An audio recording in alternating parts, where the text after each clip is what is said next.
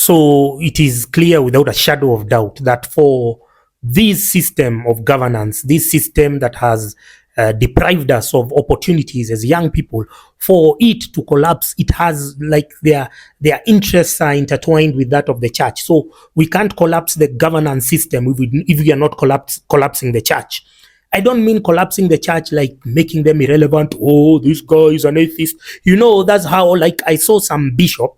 I didn't speak anything about spirituality, about the existence of God. I mean, that's not my forte. There are people who are capable, who have studied that subject more than me. I am talking about the contradiction between the people who are masquerading as the most holiest, the ones who run the churches, and even the ones in government who hide behind the churches when they are perpetrating their corrupt activities.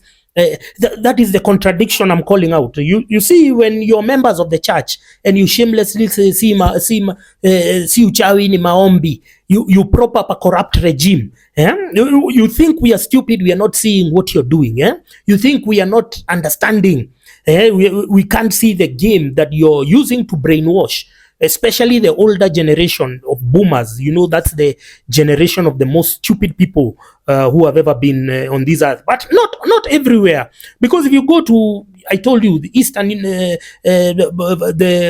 Far East, you see South Korea, you see Indonesia, you see those countries, Malaysia. The boomers used their opportunity of plenty. Because they were born in an era of plenty, in an era of ideological divides, and they used the opportunity to thrust their nations to greater heights of prosperity. What did the idiots of Kenya do? Like now, for my Mount Kenya people, they were saying, oh, I don't know what, they went to take an oath in Gatondo that power will not cross Chania River, some nonsensical things. And then they were there. You can see people like Dr. James Kamunge. He's the brainchild of 844. Who was he with there? Archbishop Dingi Mwananzeki, the PCA moderator at the time. I've forgotten his name. Those idiots, they are boomers. And so we are rightly placed to say that boomers are the cause of our misery. And even today, they still want us to underwrite their mistakes, their misgivings. Instead of building hospitals, they are building churches. I told you I'm still healing from the image. If I told you, go to Ridgeway's Baptist Church, they have a crane. That crane is the one that builds skyscrapers. I've never seen a crane building a church all my life. I know there are big churches like All Saints Cathedral. I don't understand how did we get here that cranes, which are supposed to be there for economic activities, literally are building churches. So churches have replaced actual economic activity. So we understand that for churches to survive, they have to constantly feed the narrative, oh, bars, they are spoiling our children. So because they want everyone to go to the churches and tithe.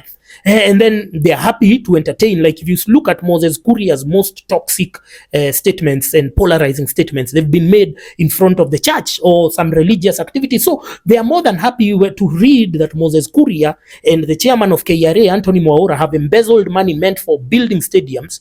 Because if you go to Europe, they don't have the churches are empty, stadiums are full.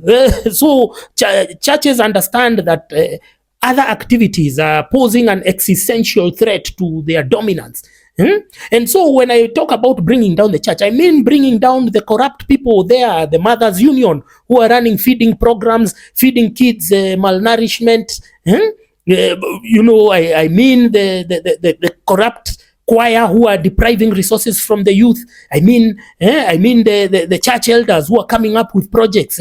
Let's extend the church. Let's build an annex. Let's do, and depriving people of, especially the young people, of opportunities. I was reading somewhere where the PCA church in Loresho, they had a basketball court slowly converted into a parking lot by the church leadership.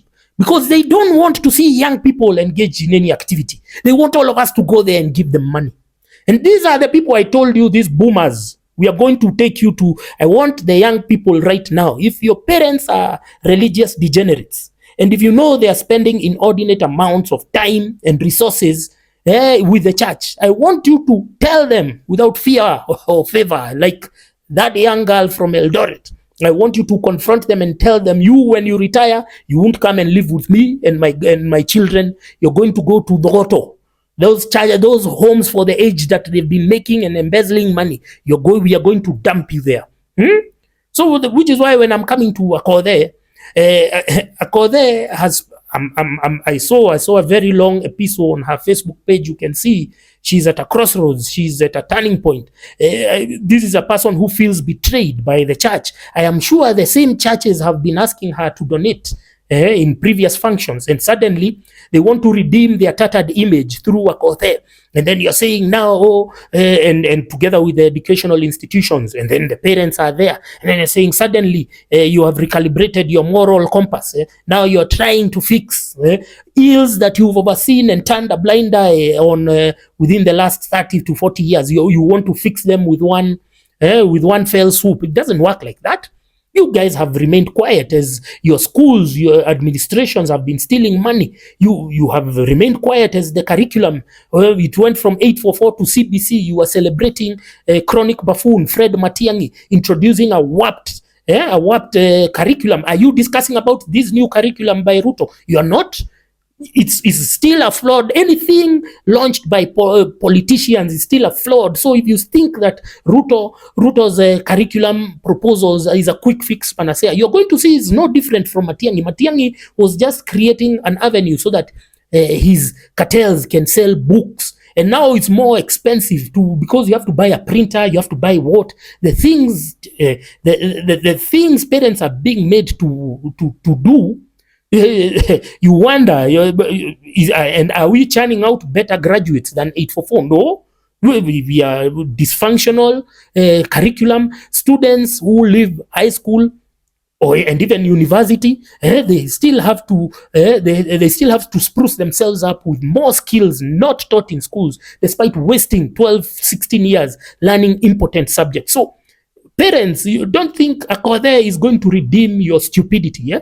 Don't think you're boomers for a reason. The educational institution, the principal, you think now that you've blocked Akothee, now you're going to score brownie points. Now, sasa tumekutambua, you're a very important person. You are stupid nonetheless. You oversee a flawed curriculum. You overwork the students. You take them through prep. You deny them co-curricular activities.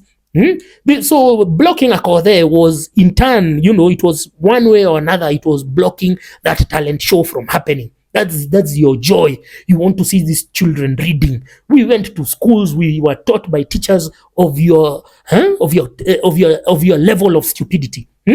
So teachers, I told you, you are the most stupid people. Headmistresses, principals. We want to the most important reform to the education sector should be abolishing boarding school, abolishing quota system. The closest school is the best schools. Abolish things like preps, morning preps and night preps. Schools should start at 9 and at 3. What are you doing learning all of that? Where has that education taken us? We are doing everything that we are doing today to earn money is nothing related to what we studied in schools, in those stupid subjects that Akina Dr. James Kamunge came up with, Dr. Julia Ojiambo. Those are the people Mia would jail. Those are the first people they would be in jail. Crimes against humanity for wasting an entire generation. Students in China, they can assemble a computer by the time they are 7, 8 years. What are we doing here? Cramming. Because our education system, it deliberately obscured critical thinking skills. Now we were cramming to study for exams. And why are we passing exams? Why are we drilled to pass exams? So that teachers can go on a dick measuring contest. My school is better because it appeared on Nation on the front page. You don't understand the torture you're inflicting on the students when you're embarking them, so that you can, just because you want to win, just because Alliance wants to become number one at the expense of Mangu. You're stupid teachers, all of you. Don't think that blocking Akothee has redeemed you. You're a bunch of idiots. You're not different from the church leaders. You're not different from the politicians. This whole system of boomers has to collapse. You're hiding behind, I saw some tweets the other day talking about respect. Respect is earned. You don't deserve any respect. You have squandered the future of the youth. And then you're hiding behind religious sentiment, self-righteous. We need to be respected. You need to be respected. What? We are taking you to the ghetto. home for the aged. We are going to take you to aged homes, you people. You don't deserve to live with your children. You're toxic.